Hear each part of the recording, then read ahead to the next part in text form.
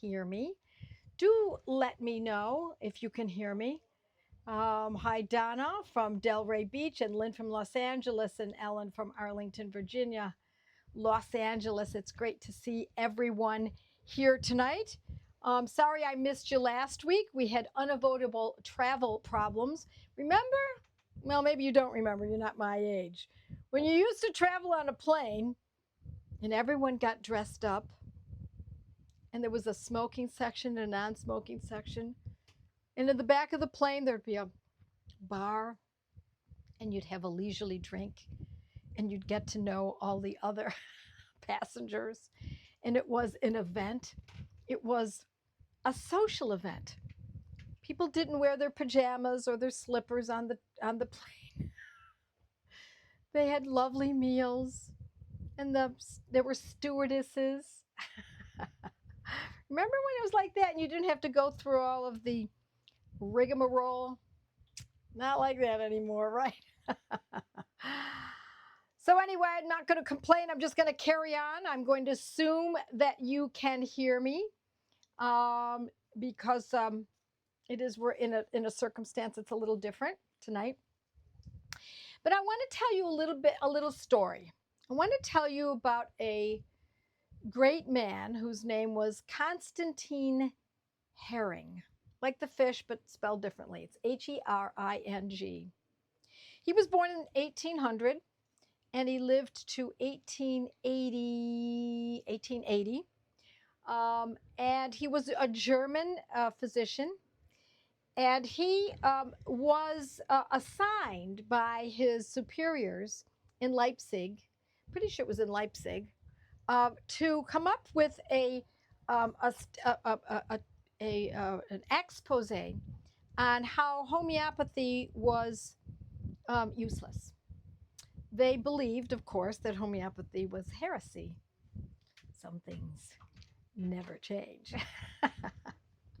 And so he was all up for it. He was very interested in doing this, and he was studying in South America. He was studying botany and zoology in South America in his early 20s.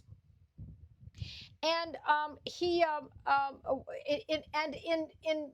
being given this assignment to discredit homeopathy, he started to read Hahnemann's Organon, the underpinnings of homeopathy, where Hahnemann put together his thoughts.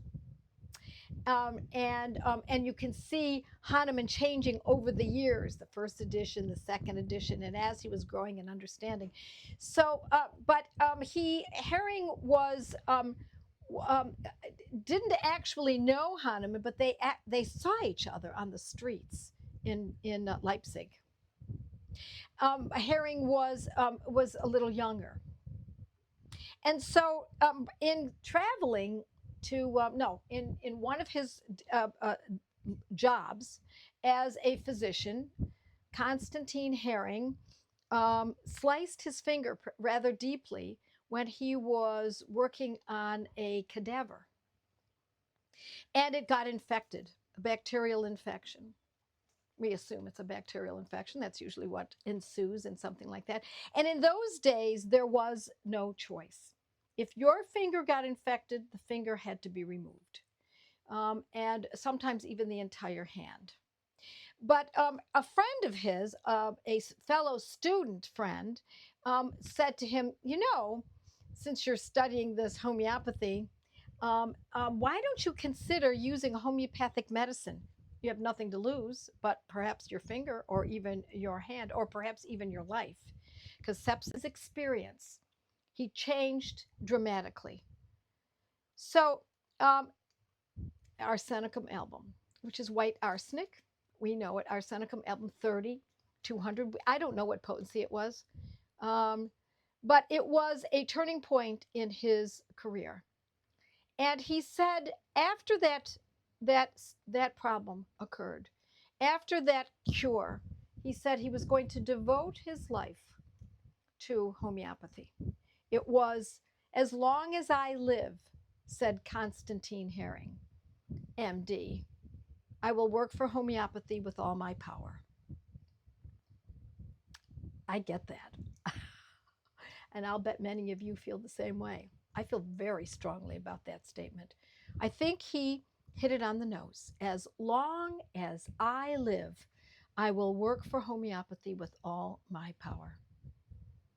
So he quit his job and decided instead to spend all his time studying homeopathy. Now, that is, there are many doctors that we find have turned in that fashion. Hahnemann, of course, found that as well. And so Herring, it was bold, but it was something that was not only the turning point for Dr. Constantine Herring, but for others who followed in his footsteps. So he was the father of American homeopathy. He emigrated to Philadelphia in 1833, and he established and popularized the homeopathy in the United States. He was a pioneer educator and an institution builder. He founded the world's first homeopathic medical school, the North American Academy of the Homeopathic Healing Art in Allentown, Pennsylvania in 1835, and later helped establish the Hahnemann Medical College in Philadelphia, which, by the way, still stands. Hahnemann University still stands. Many people who went to school or go to school in Philadelphia may not know that the reason it was called Hahnemann University is because it was named after Samuel Hahnemann. Now, let me also say that because he was a botanist and a zoologist, his study of other remedies came forth in his work in South America. And so lachesis, one of our great medicines, it's from the bushmaster snake venom, is considered one of his most immortal achievements. Also glenoinum and serinum and others.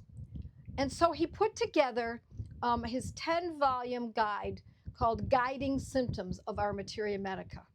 Now, the reason I tell you all of this is because I want you to be inspired by these kinds of people.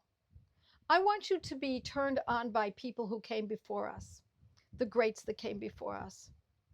That because if we know that we are not alone and that there is a historical aspect to homeopathy that touches not just back then in the 1800s, but also all the way into today, then it gives us greater strength.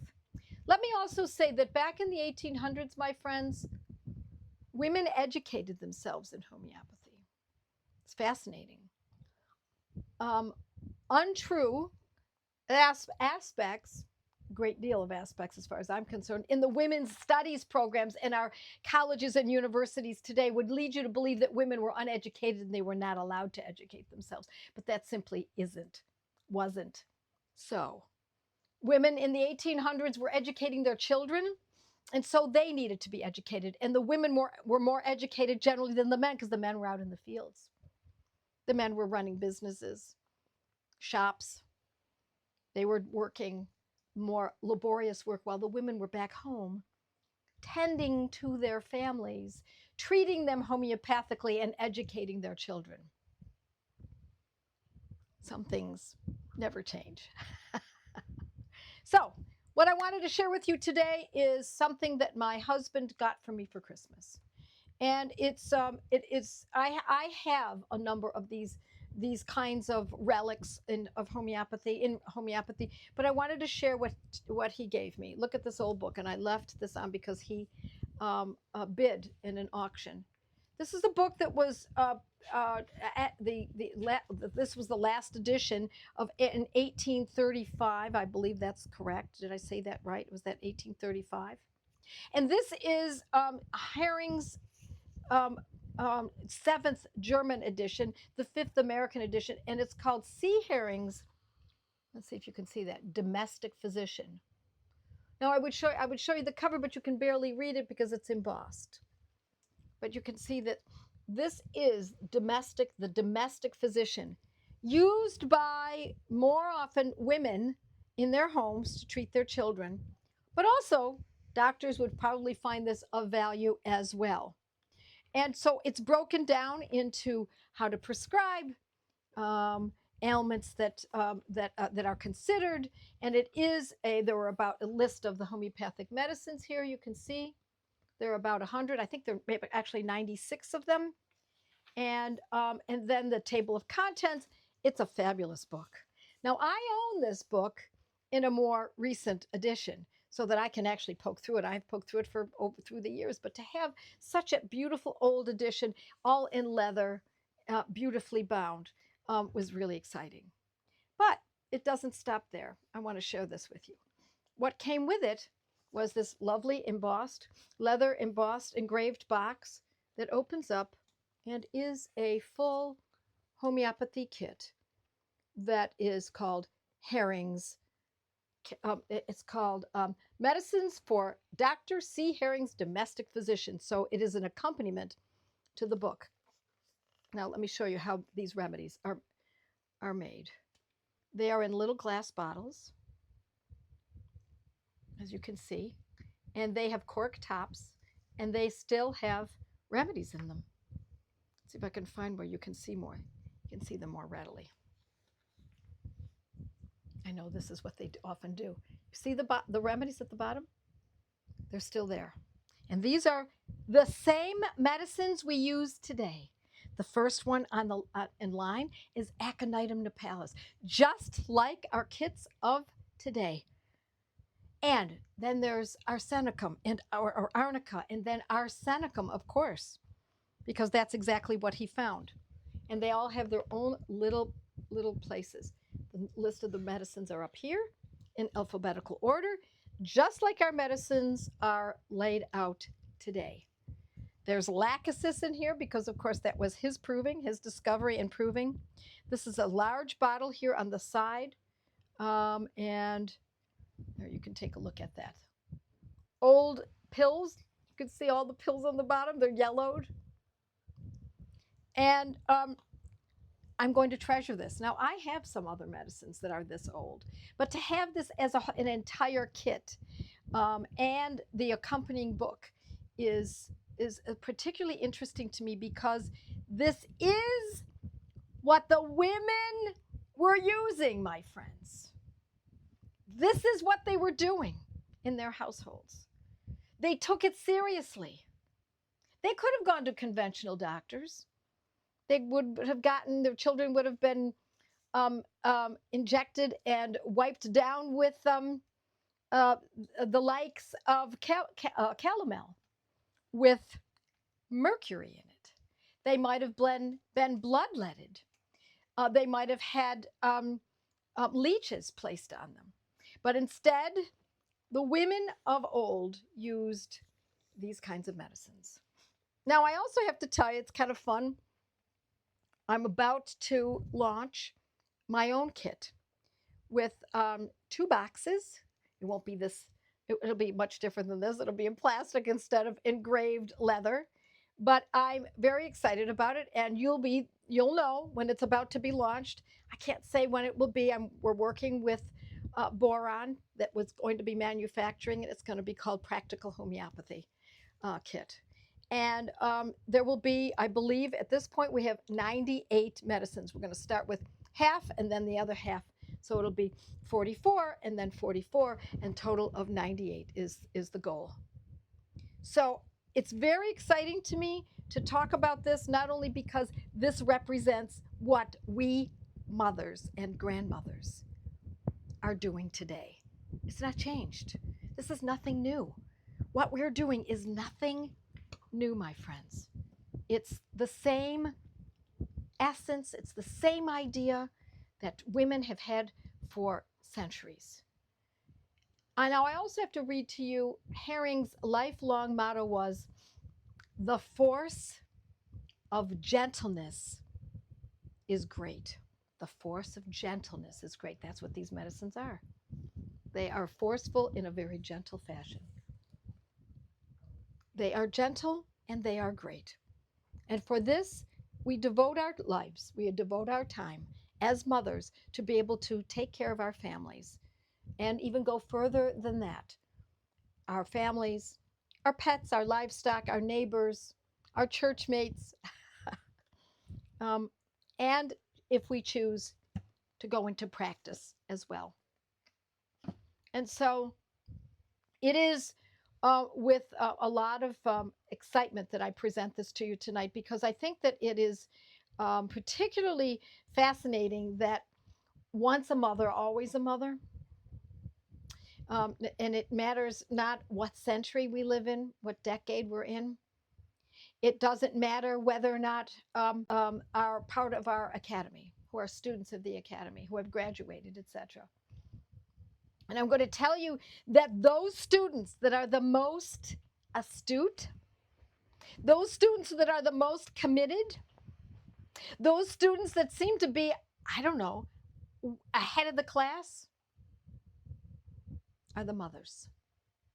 And often it's mothers of large families, 5, 6, 10, 12, 13 children. These mothers take it very seriously. They take their job seriously. And it doesn't mean that this isn't fun, because there's a lot of joy in this, but it does mean that it's something worth our effort. It's worth our effort. Why? Because if we are the caretakers, and I see that as our duty as a mother and grandmother. If you don't have children, then it's our duty to take care of our pets and livestock. If we don't have pets and livestock, it's our duty to take care of our elderly parents. It's our duty to take care of others. That is one of the reasons we're on this earth, to do good. And this is one of the best ways to do good. So I wanted to share that with you tonight. There's so much more I could tell you about Constantine Hering, Hering. I will tell you a little bit more about him. He was the one who determined that Hering's law of cure, or direction of cure, sometimes it's called, that usually when someone improves and is cured, they cure from the top to the bottom, from inside out, and from the present to the past. Now, we don't always see it quite as tidily as that, in such a tidy fashion. It's a better word, probably, a better phrase. But it often does present if we watch carefully. And so Dr. Hering was instrumental in keeping homeopathy alive in the US, in spite of the fact that he was charged to destroy it. So isn't that the beautiful irony of how this works? All righty. Let's see if we've got some questions that I can answer. I'm going to look over here, see what I can do for you folks. And then I'm going to meet with my mighties in a little while. And you can join me if you are a Mighties member. And I also want to remind you, my friends, that the pursuit of homeopathy and learning how to treat yourself and your family and those around you is what I always say is deliciously intellectual. Certainly, we have other responsibilities in life. Certainly, we can take it easy in life at certain times. Certainly, we have duties. But this is, at the end of the day, I've said this so many times when my children were young and I was up to my elbows in diapers. I had 2 in diapers at one time, and I have to say that I did not use paper diapers. I used cloth, and I washed them myself. So when I say it was up to my elbows, I usually was. It was only the last few months of my 3rd child that I ended up using some paper diapers for a short period of time. But generally, all 3 of them were raised in cloth diapers. And so at the end of the day, after cooking, making the meals, after tending to my children's needs, after homeschooling my oldest one while taking care of the 2 younger ones, and I was thoroughly exhausted sometimes, but it was a delicious exhaustion. I would, at the end of the day, they would be put to bed. Now that was my time. And I could open one of my beautiful homeopathy books. and start reading and start studying. And I had a person in mind that I was working with or for. Maybe my one child had a problem, or my husband was suffering from something, or we had chickens at the time where the chickens were not doing well, or whatever it might be, my father, my mother, my brother. It was my personal pursuit. It was deliciously intellectual. It was the side that women need, the intellectual side of our lives that is so rewarding. And so let's see if I can come up with some questions here. I don't know why I'm not able to pull that up right now, but let's see what I can do here. You can't touch anything. Yeah, I don't think I can do that. So let's see. Yeah. Yeah. Okay. So we have a question here that asks, how long did it take you to learn how to use this homeopathy? Well, I love that question because it depends on your involvement, your interest, and the way that I learned homeopathy is that I used it specifically for family members, and I remembered the medicine, the condition, and the medicine that I chose for it because I was emotionally attached to it. So when a child might have an ear infection and he was crying with pain, oh my gosh, help me, it hurts so much. I would not forget that I used chamomilla, for example, or and used a number of doses for it.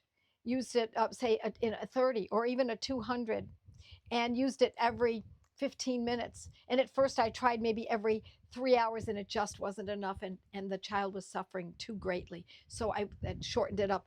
Instead of every 3 hours, I went to every 1 hour, still not fast enough. And I went to finally every 15 minutes and realized after using the medicine every 15 minutes for 1 hour, it often calmed things right down. That's how we learn. That's how we remember. I will never forget chamomilla because I remember I have almost nothing now. My eyes would get swollen a few years back. You might remember if you've been with me for a while on Monday Night Live, I actually described how swollen my eyes would get. And I might use something like Rhus Tox, and that gives me relief from joints that are achy and stiff.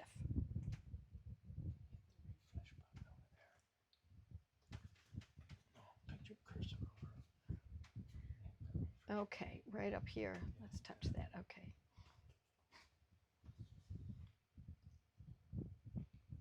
All right. Are we going to be able to? Here we go. Are we going to be able to go to Mighty's tonight, Yes. Perry? Yes, we are. Okay, that's great. Yeah. Lori says I just signed up for gateway classes. I'm so excited to know. Lori, it's going to change your life. You will love the gateway classes, says Susan in Ohio. Yeah, I do not think that you will be unhappy with that. X out of that.